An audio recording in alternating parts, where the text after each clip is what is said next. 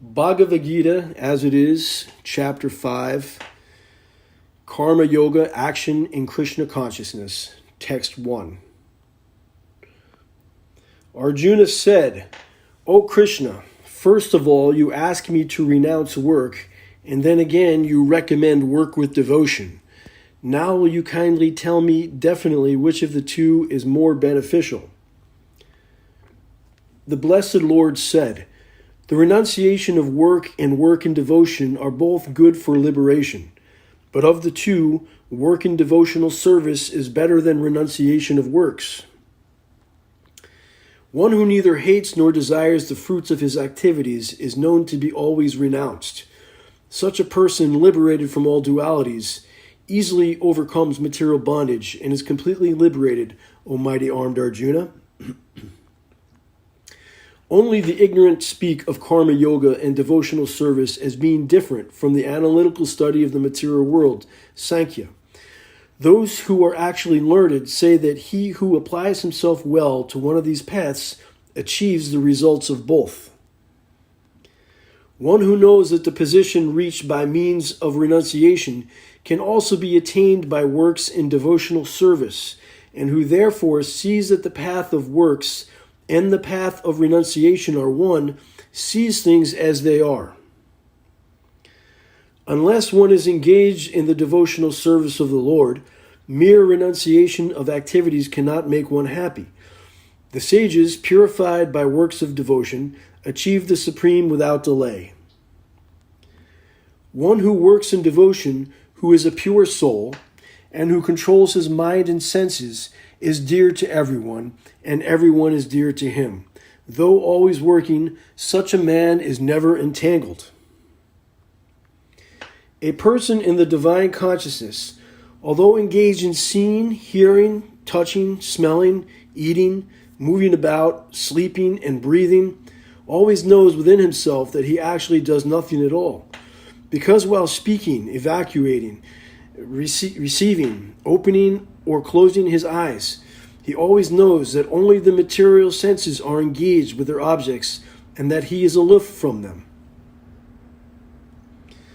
One who performs his duty without attachment, surrendering the results unto the Supreme God, is not affected by sinful action, as the lotus leaf is untouched by water.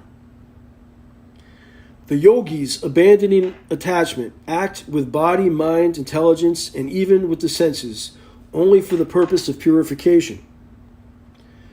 The steadily devoted soul attains unadulterated peace because he offers the result of all activities to me, whereas a person who is not in union with the divine, who is greedy for the fruits of his labor, becomes entangled. When the embodied living being controls his nature and mentally renounces all actions, he resides happily in the city of 9 gates, the material body, neither working nor causing work to be done. The embodied spirit, master of the city of his body, does not create activities, nor does he induce people to act, nor does he create the fruits of action. All this is enacted by the modes of material nature. Nor does the Supreme Spirit assume anyone's sinful or pious activities. Embodied beings, however, are bewildered because of the ignorance which covers their real knowledge. When, however, one is enlightened with the knowledge by which nations is destroyed, then his knowledge reveals everything, as the sun lights up everything in the daytime. When one's intelligence, mind, faith, and refuge are all fixed in the Supreme, then one becomes fully cleansed of misgivings through complete knowledge, and thus proceeds straight on the path of liberation. The humble sage, by virtue of true knowledge, sees with equal vision a learned and gentle Brahmana, a cow, an elephant, a dog, and a dog-eater outcast.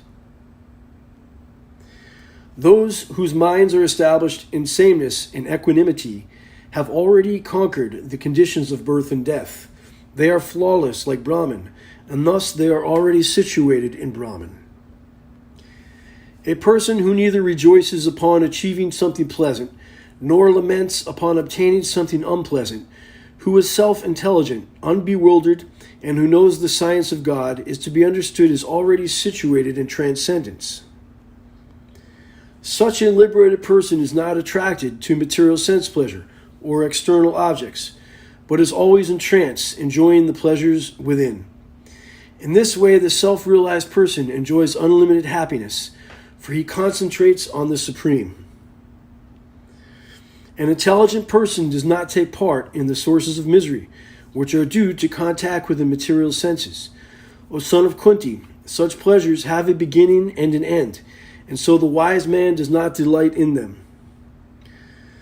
Before giving up his present body, if one is able to tolerate the urges of the material senses and check the force of desire and anger, he is a yogi and is happy in this world. One whose happiness is within, who is active within, who rejoices within, and is illumined within, is actually the perfect mystic.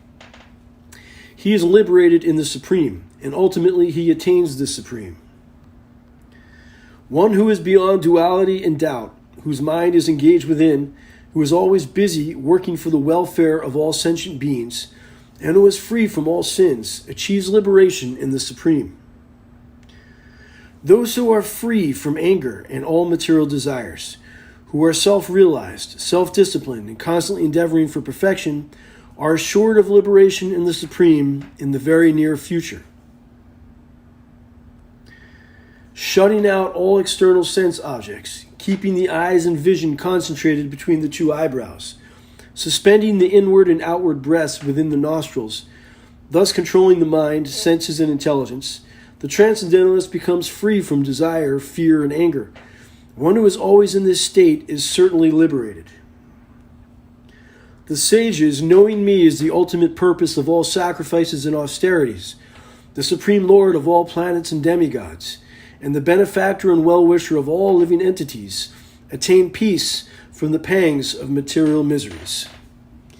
And that ends Chapter 5, Karma Yoga, Action in Krishna Consciousness.